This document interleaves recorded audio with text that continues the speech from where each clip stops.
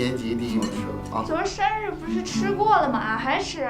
Di awal film terlihat seorang ayah bernama Chang Peng yang sedang mengobrol dengan putri sematawayangnya yang bernama Cian sambil makan kue bolu ulang tahun. Chang Peng mendoakan putrinya agar dia mendapat nilai bagus saat ujian. Setelah ibundanya tiada, Chang Peng menjadi duda sejati membesarkan si anak seorang diri, tidak tergoda oleh ibu-ibu senam yang pakai rejim ketat sampai terlihat citakan tahu bulatnya.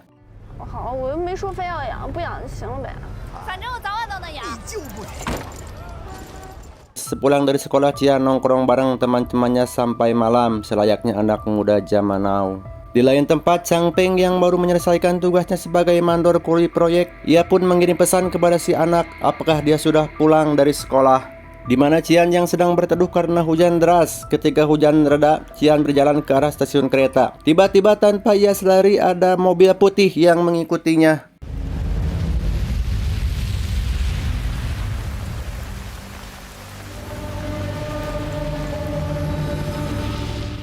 Setelah beberapa saat tidak ada jawaban karena khawatir, Chang Peng memutuskan untuk mencarinya.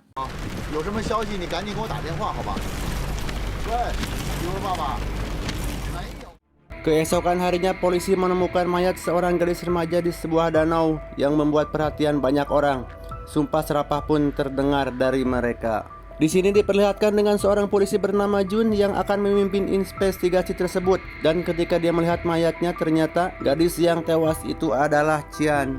你去查一下那个刚报案的失踪人口，死亡时间不会超过36小时。 Polisi pun membawa mayat tersebut ke kamar otopsi. Sebelum pihak kepolisian melakukan otopsi, mereka menghubungi Chang Peng untuk memastikan apakah gadis tersebut anaknya yang bernama Cian. Dan ternyata mayat tersebut adalah Cian anaknya. Chang Peng pun tak kuasa menantang lisannya. Di situ ada bawahan Jun yang bernama Chen yang berupaya menenangkan Chang Peng.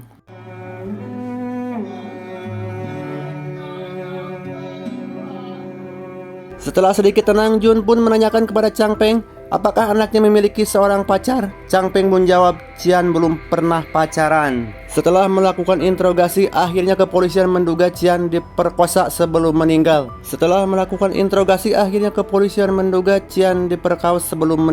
Baru dugaan, karena pihak forensik masih melakukan autopsi.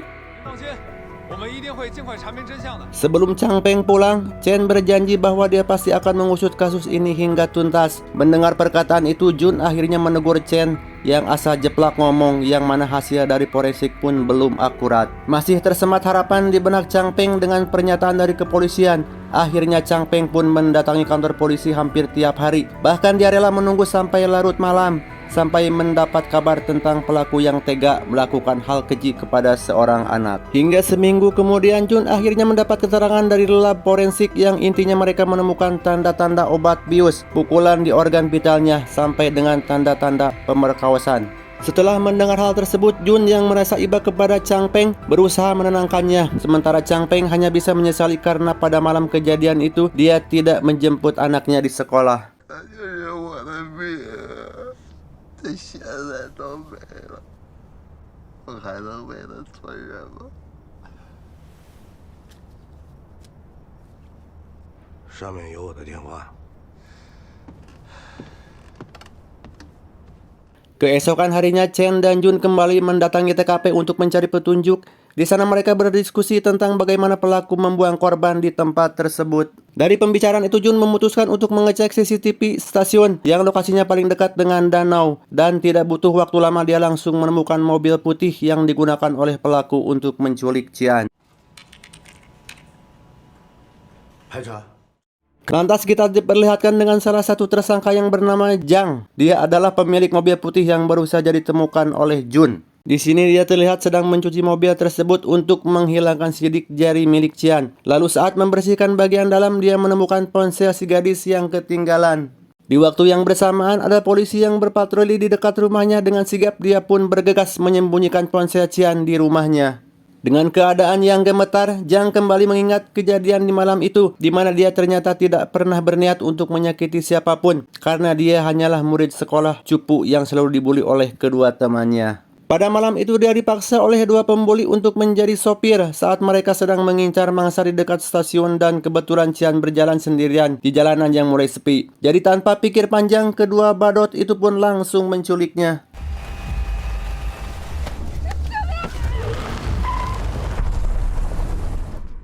Kemudian mereka membawa Cian ke sebuah tempat rahasia yang tersembunyi. Di sana identitas kedua badut itu akhirnya terkuak. Salah satu dari mereka bernama Ja dan satunya lagi bernama Luo. Tapi mari kita panggil saja dia Bedul. Ketika mereka hendak memperkaus Cian, Jang terlihat merasa kasihan dan tidak tega. Namun dirinya tidak berani berbuat apa-apa karena jika dia menolong gadis itu, maka kedua pembuli itu pasti akan mengeksekusinya. Dan akhirnya dia pun memilih untuk pulang, sedangkan Bedul dan Jau tetap melanjutkan aksi mereka. Sebab rencananya mereka akan merekam adegan ubrutnya dan menjualnya.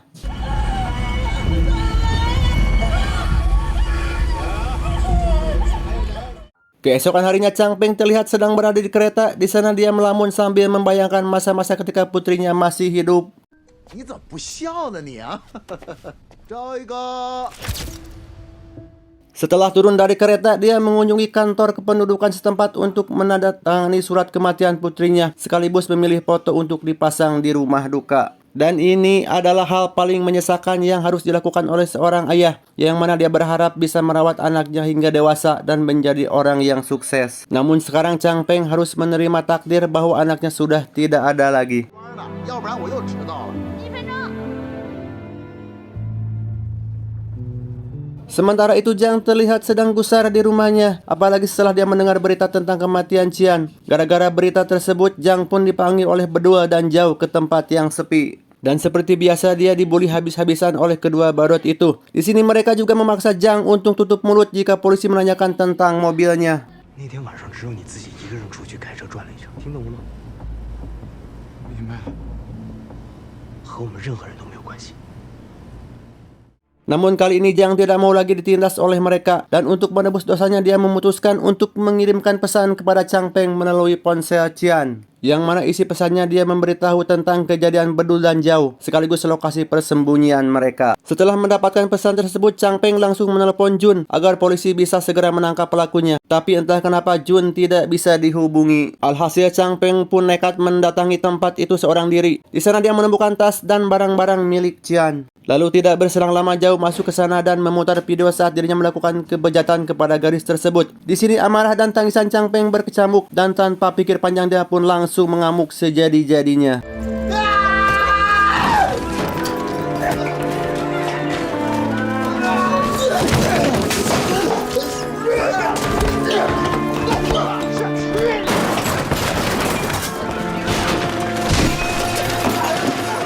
Awalnya dia cukup kewalahan saat menghadapi si Jau sebab emosinya tidak stabil. Namun ketika melihat Cian yang kesakitan di video itu, Chang Peng langsung bangkit dan menghabisi Jau dengan penuh amarah.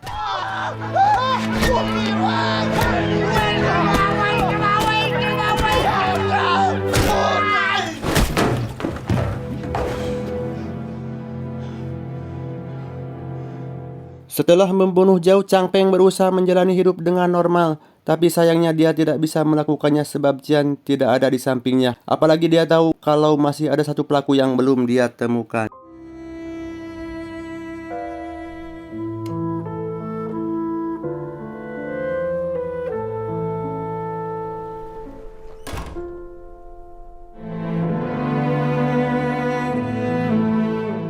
Beberapa hari kemudian usai pemakaman Cian, Chang Peng membulatkan tekadnya untuk balas dendam kepada Bedul. Rupanya dia telah mengambil ponsel milik Jau dan secari foto milik si Bedul sebagai petunjuk utamanya. Lalu untuk menghindari pengawasan polisi, dia memutuskan pergi melarikan diri dan bersembunyi untuk sementara. Di sisi lain, Jun dan polisi lainnya baru saja menemukan jasad Jau. Di sini Jun langsung tahu kalau orang yang membunuh si Jau adalah Chang Peng. Sementara itu Cian telah melakukan penyelidikan mengenai latar belakang Jau. Ternyata dia adalah anak yang ditinggalkan orang tuanya bekerja di luar negeri dan sekarang hidup bersama neneknya. Karena kurang kasih sayang dan perhatian dari orang tua, Jau akhirnya terjerumus ke dunia kriminal. Bahkan dia merasa bangga dan selalu merekam aksi kejinya untuk dipertontonkan kepada orang-orang.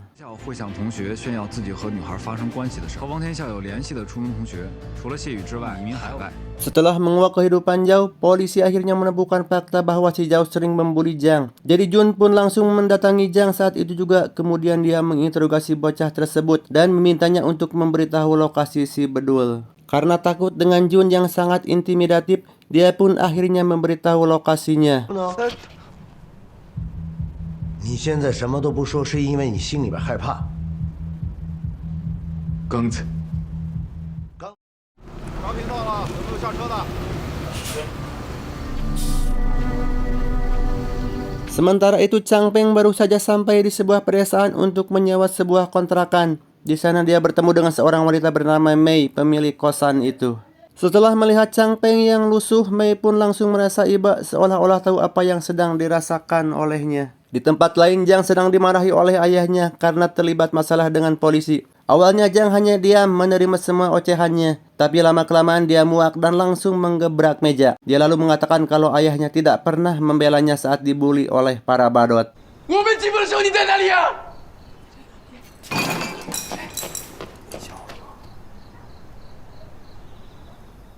Di tempat lain, Jun dan Chen baru saja mendapatkan kabar bahwa si bedul tidak hanya memperkaos Qian saja, karena berdasarkan penyelidikan tim, ada 2 korban lain yang sudah ditemukan tewas, sedangkan 1 lagi hilang tanpa jejak. Tidak berselang lama, kedua orang tua si bedul datang ke kantor polisi. Rupanya mereka adalah orang kaya yang bisa membeli hukum dengan uangnya. Dan mereka juga menyepelekan kasus si bedul dan menganggapnya sebagai kenakalan remaja biasa.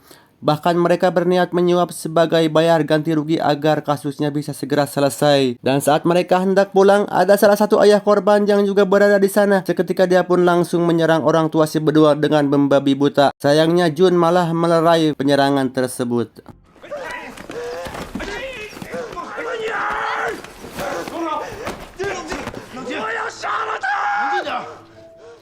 Ayah korban itu lantas berkata bahwa anaknya sangat menderita gara-gara si bedul, hingga nekat jackpot dengan malaikat maut. Dan sejak hari kematiannya dia tidak bisa tidur sebelum para badut mendapatkan balasan yang setimpal.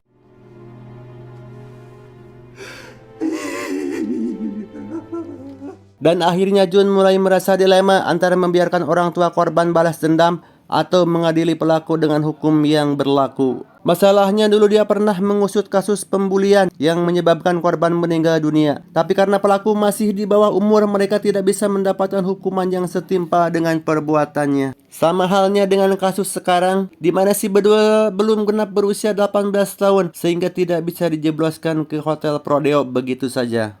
Tak berselang lama, ayah korban memberikan buku diare dan ponsel milik almarhum anaknya agar Jun dan Chen bisa segera menangkap si bedul. Kemudian dia meminta agar kedua polisi itu menyiksa si bedul hingga tewas jika sudah ketemu.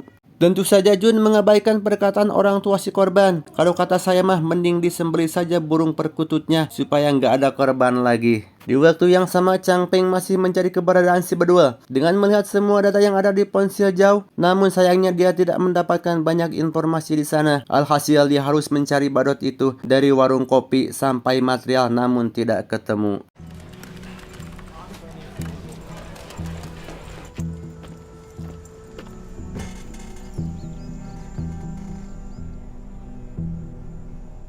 Keesokan harinya pihak kepolisian menemukan fakta baru kalau ternyata si bedul dan Zhao pernah melakukan perampokan sepeda 4 tahun yang lalu. Setelah mendapatkan laporan itu, Jun mengerahkan anak buahnya untuk menggali informasi lebih dalam sampai lokasi si bedul ditemukan. Di sisi lain, Chang Peng mendatangi sebuah bengkel sambil membawa foto si bedul lalu bertanya kepada seorang pria botak. Karena berdasarkan penelusurannya, si bedul berteman dengan para montir di bengkel tersebut. Sialnya para montir sudah terlanjur curiga kepadanya, dan adu jotoslah solusinya. Chang Peng pun harus menghajarnya supaya mereka jujur. 我凭什么告诉你他在哪？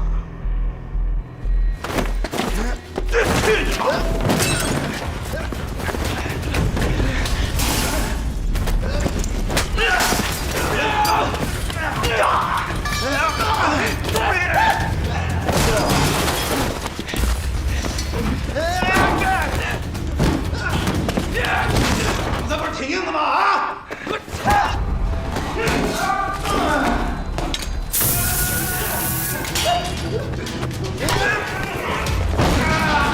Ah!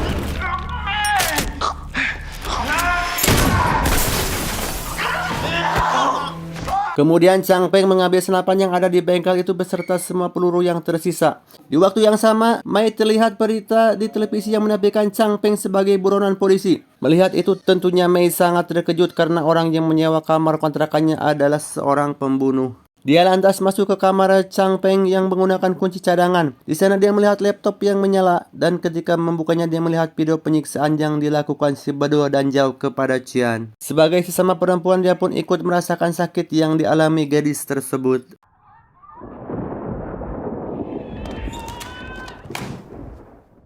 Bersamaan dengan itu polisi lagi-lagi terlambat menemukan bengkel yang tadi didatangi Chang Peng.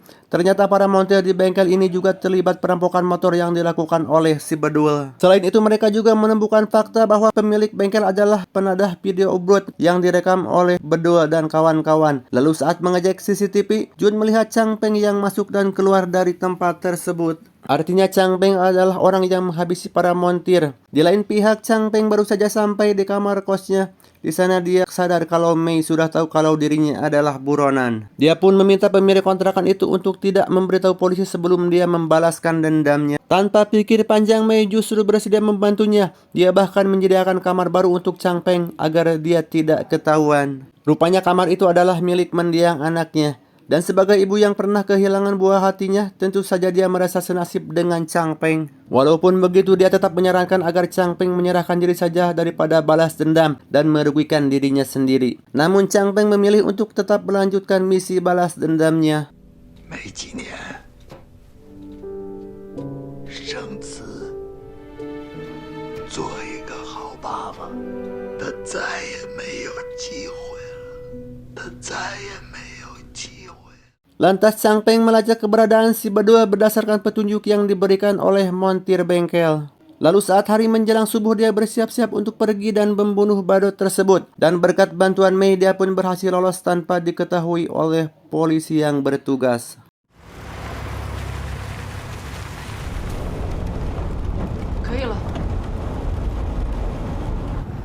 Sementara itu tim kepolisian juga mulai gercep untuk mencari si Bedul dan Chang Peng. Tidak berselang lama mereka sampai lebih dulu daripada Chang Peng. Di tempat tersebut, Jun dan rekan polisi lainnya langsung memeriksa area hotel yang diduga sebagai tempat persembunyian si Bedul. Lalu secara mengejutkan mereka menemukan seorang gadis dengan kondisi seperti ini.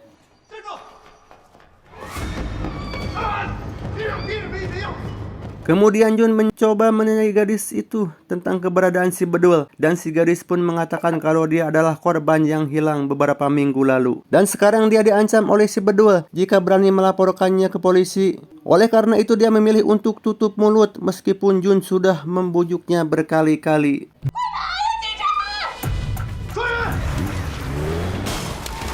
Ternyata selain si Bedul, Chang Peng juga sudah berada di area tersebut. Oleh karena itu para polisi pun berpencar untuk menangkap mereka berdua.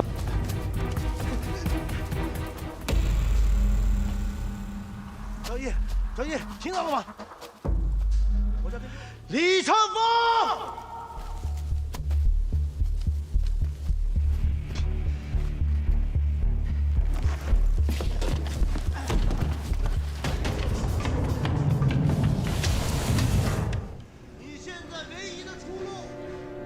李长风。 Di tengah kejar-kejaran, Chang Peng pun bertanya apakah Jun bisa mengembalikan putrinya yang sudah tewas. Dan kalau bisa maka dia akan menghentikannya. Mendengar hal itu, Jun pun langsung merasa terpukul karena gagal memberikan keadilan bagi Qian. Dan pada akhirnya dia pun membiarkan Chang Peng pergi.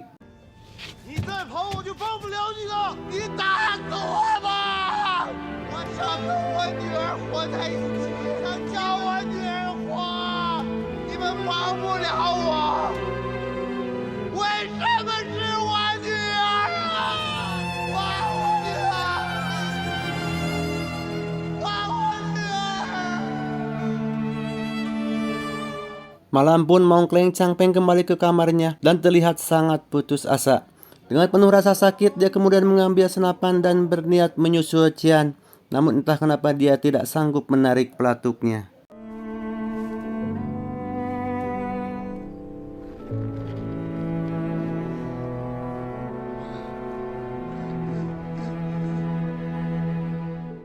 Bersamaan dengan itu, Jun memberitahu Chen bahwa kasus kematian Chen mengingatkannya pada kejadian di masa lalu saat dia mengusut kasus pembulian yang berujung kematian. Flashback saat pembunuhan belasan tahun yang lalu, di mana si pembunuh tidak bisa dipenjara karena belum ada undang-undang yang mengaturnya. Jadi pada akhirnya mereka hanya dimasukkan ke pusat pembinaan remaja dan keluar dalam waktu singkat. Sekarang para pelaku sudah berusia 30 tahun, hidup dengan nyaman, sedangkan keluarga korban masih berduka. Intinya Jun sebenarnya ingin membiarkan Chang Feng balas dendam, tapi sebagai polisi dia juga harus menegakkan keadilan sesuai dengan aturan yang berlaku. 现在想想也都挺荒诞的。破了案，抓了人，送到司法机关去顶，总有人沉溺在其中。 Di tempat lain, si Bedul menelepon Jang dan menuduh kalau dia telah memberitahu lokasi persembunyiannya. Kemudian memalak Jang sebab dia butuh uang untuk kabur. Jika dia tidak mau, maka si Bedul akan menyeretnya dalam kasus pembunuhan Qian, karena bagaimanapun juga dia juga ikut dalam penculikannya. Keesokannya Jun dan timnya pergi ke dekat stasiun kereta untuk menangkap si Bedul karena kabarnya si Begundal berniat untuk kabur keluar kota. Di tempat yang sama, Chang Peng juga bersiap dengan senapannya untuk menghabisi si Bedul. Sementara itu Jang diam-diam bekerja sama dengan polisi untuk meringkus si Bedul. Tapi sialnya si Bedul sudah menduga hal tersebut dan ketika polisi mendekat dia langsung mengancam akan membunuh Jang.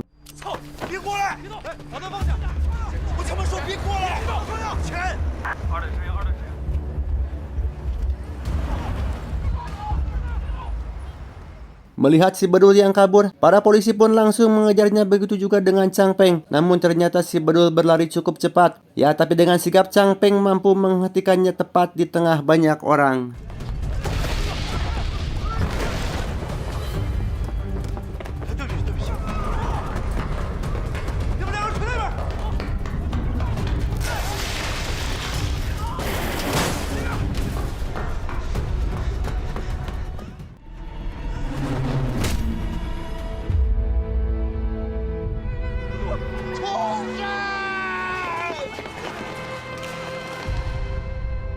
Meskipun dilihat banyak orang, Chang Peng terus memaki si Bedul dengan berbagai macam kata-kata bajing, jagong, kancing, coplok untuk melampiaskan amarahnya. Sedangkan polisi terlihat kebingungan harus berbuat apa, hanya bisa membujuk Chang Peng untuk menurunkan senjatanya. Namun Chang Peng sama sekali tidak peduli, lalu dengan mengingat mendiang anaknya dia pun langsung mengeksekusi si Bedul.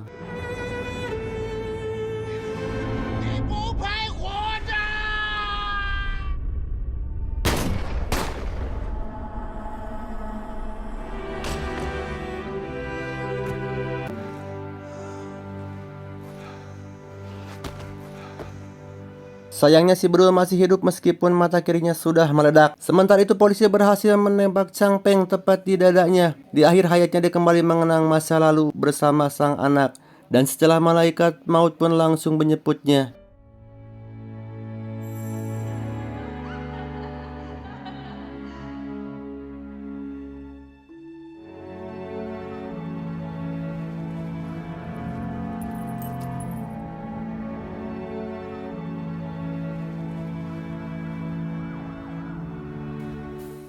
Beberapa bulan kemudian Jun dan Chen mengunjungi makam Chang Peng untuk memberi penghormatan. Kemudian Jun berkata, walaupun kasusnya sudah selesai, namun tugasnya sebagai penegak hukum terus berlanjut sebab masih ada banyak muda yang seperti si Bedul. Pengadilan menetapkan vonis 12 tahun penjara dengan ancaman hukuman mati. Jika polisi menemukan bukti atas kejahatan lain, ternyata pemerintah Cina telah menetapkan undang-undang baru untuk menghukum anak di bawah umur yang sengaja melakukan pembunuhan. Pesan dari film ini, bimbing selalu anak-anak kita dengan didikan yang bermoral sesuai dengan agama yang kita yakini.